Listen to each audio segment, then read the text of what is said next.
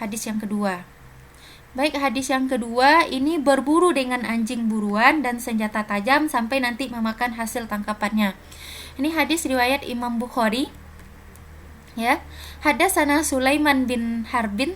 Ya, Hadatsana Sulaiman bin Harbin, Hadatsana Syu'bah an Abdullah bin Abi Safar an Nisa'bi qala sami'tu Addi bin Hatim radhiyallahu anhu qala sa'altu Rasul sallallahu alaihi wasallam anil mi'rad.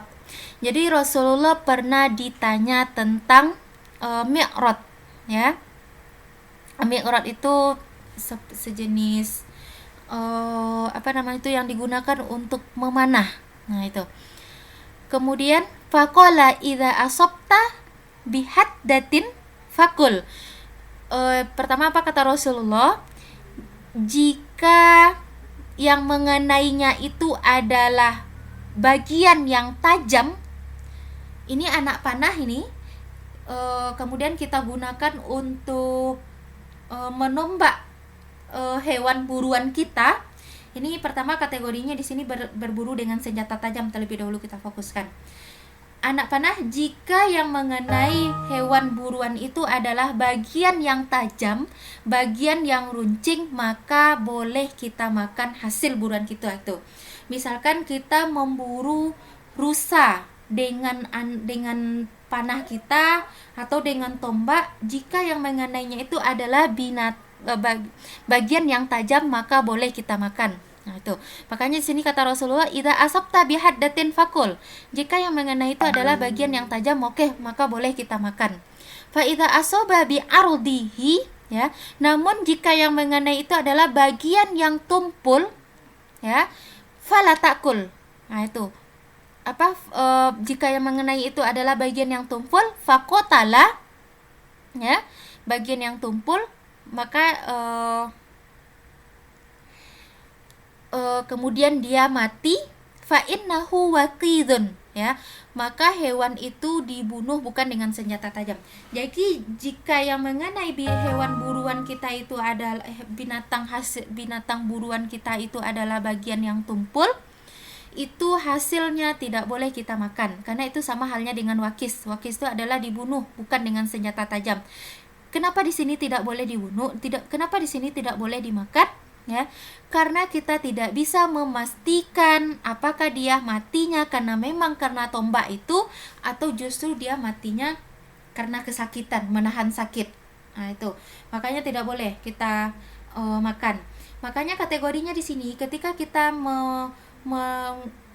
memburu sesuatu binatang buruan gitu, ya, gunakanlah senjata yang tajam, ya, jangan gunakan tulang, jangan gunakan bagian yang tumpul, tapi gunakanlah bagian yang runcing, ya, karena ketika kita menggunakan bagian yang tumpul itu akan menyakiti binatang tersebut, sehingga kita tidak bisa memastikan dia matinya apakah karena tombak ini atau dia matinya karena menahan sakit. Nah, itu. Jadi memang di sini binatang yang digunakan untuk tombak yang digunakan untuk berburu itu adalah yang memang bagiannya yang tajam dan runcing. Sama halnya nanti seperti menyembelih. Jangan ketika menyembelih binatang itu justru pisaunya tidak tajam, sehingga akan menyakitinya ketika penyembelihan tersebut itu. Kemudian ini itu yang berkaitan dengan senjata tajam. Kemudian poin yang kedua, berburu dengan anjing buruan, termasuk kategorinya nanti binatang buas yang sudah terlatih yang kita gunakan untuk berburu, kategorinya sama. Nah, itu. Untuk anjing disebutkan di dalam hadis, untuk binatang buas ada disebutkan di dalam Al-Qur'an. Ya. Di sini apa kata Rasulullah? Fakultu, ya. Jadi sahabat masih bertanya, fakultu ursilu kalbi. Wahai Rasul, aku melepaskan, bagaimana jika aku melepaskan anjingku? Kata sahabat. Qala idza arsalta kalbaka, apa kata Rasulullah? Jika kamu melepaskan anjingmu, wasammaita, kamu menyebut basmalah ketika melepaskan anjingmu tersebut. Kita berburu dengan anjing yang sudah terlatih, ya, yang seperti yang disebutkan di atas tadi. Ketika kita melepaskan anjing tersebut untuk berburu, kita menyebut basmalah, kemudian dia menangkap hewan buruannya, maka fakul, kata Rasulullah, maka hasil tangkapannya itu boleh dimakan. Ya. Kemudian kultu fa in akala, lalu bagaimana jika dia memakannya ya Rasulullah? Gitu. Jika dia memakannya, ya, fala takul, kata Rasul. Jika hasil tangkapan buruannya itu dimakannya, kata Rasul, fala takul, maka jangan kamu makan. Nah, itu. Jadi berapa syarat di sini? Yang pertama, ketika kita melepaskan anjing buruan itu menyebut basmalah. Yang kedua, jika tidak dimakannya. Nah, itu. Karena kenapa? Fa innahu lam yumsik alaika innama amsaka ala nafsi. Apa kata Rasulullah? Karena kalau dimakannya oleh hewan buruan kita tersebut, berarti dia menangkapnya untuk dirinya sendiri, bukan untuk tuannya. Makanya nggak boleh kita makan. Nah, itu. Habis dia menangkap kuda atau menangkap rusa misalkan, dimakannya habis itu, maka nggak boleh kita makan. Nah, itu. Kemudian kultu ursilu kalbi fa ajidu ma'ahu kalban akhar. Lalu apa kata sahabat? Wahai Rasulullah, aku melepaskan anjingku, lalu ada anjing orang lain juga di sana. Nah, itu. Kemudian apa kata Rasulullah? La ta'kul, jangan kamu makan. Fa innaka innama samaita ala kalbika wa la tusammi, ya. Innama samaita ala kalbika wa la tusammi ala akhar. Karena kenapa? Jika anjing itu bersama dengan anjing-anjing orang lain, tidak hanya anjing kita saja, maka hasil tangkapannya itu juga tidak boleh kita makan. Karena kenapa? Oke lah, kita melepaskan anjing kita dengan membaca basmalah, tapi orang lain itu belum tentu dia melepaskan anjingnya dengan membaca basmalah. Nah, maka di sini hasil tangkapan hewan buruan itu tidak boleh kita makan. Ya. Jadi di sini apa syaratnya boleh memakan hasil tangkapan hewan buruan? Sekalipun hewan buruan yang kita pakai itu adalah anjing dengan kategori anjing yang sudah terlatih tadi, ya. Pertama, anjing tersebut ketika kita melepaskannya kita membaca basmalah. Yang kedua, tidak dimakannya, karena kalau dimakannya tidak boleh kita makan. Kecuali ada bekas gigitannya. Bekas gigitannya ketika dia menangkap itu boleh kita buang nanti bekas gigitannya itu. Kalau belum mati bagi dia, maka kita sembelih, ya. Kalau mati oleh hewan buruan tersebut, maka itu dihukum sebagai sembelihannya, halal kita makan. Tuh. Kemudian yang ketiga, tidak bersama dengan anjing orang lain. Nah, itu syaratnya. Karena kita tidak bisa memastikan orang lain tersebut ketika dia melepaskan anjingnya itu membaca basmalah atau tidak. Nah, itu.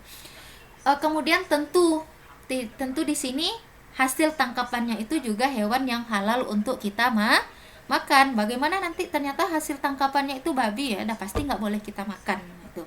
Tentu hasil tangkapannya itu juga termasuk sesuatu yang halal untuk kita konsumsi, sesuatu yang halal untuk kita makan. Inilah syarat boleh memakan hasil hewan buruan. Ya. Kemudian ada kategori burung. Ya. Ini ada, Bu tampilkan hadis yang lain. Ya. Ini masih sama, iza arsalta kalbaka wa samaita fa amsaka wa qatala fakul. Ini. Jika kamu melepaskan anjingmu dan kamu menyebut basmalah fa amsak, ya. Maka makanlah hasil tangkapannya itu. Ini dalam dulu ini kebetulan ibu merekamnya cuman bisanya per 10 menit, jadi setiap 10 menit dia mati. Jadi jika kamu melepaskan anjingmu dan kamu menyebut basmalah, lalu ia menangkap hewan buruan, lalu dia menangkapnya, fa'am saka, lalu dia menangkapnya, ya, waqotala, lalu mati oleh anjing yang tadi, mati hewan buruan tersebut, fakul, maka boleh kita makan. Nah, itu. Wa in akala, tetapi jika dimakannya fala ta'kul. Nah, ini dia. Jika dimakannya bakal tidak boleh kita makan.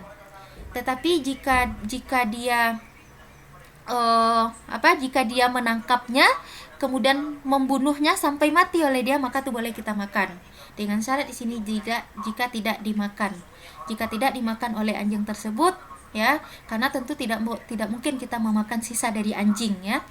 Kemudian wa in akala fala ta'kul fa inna ma amsaka ala nafsi wa idza khalata kilaban. Nah, ini sama seperti yang di atas tadi, cuma redaksi hadisnya berbeda-beda. Inilah bentuk hadis diriwayatkan secara maknawi itu. Ada perbedaan redaksi tetapi maknanya sama.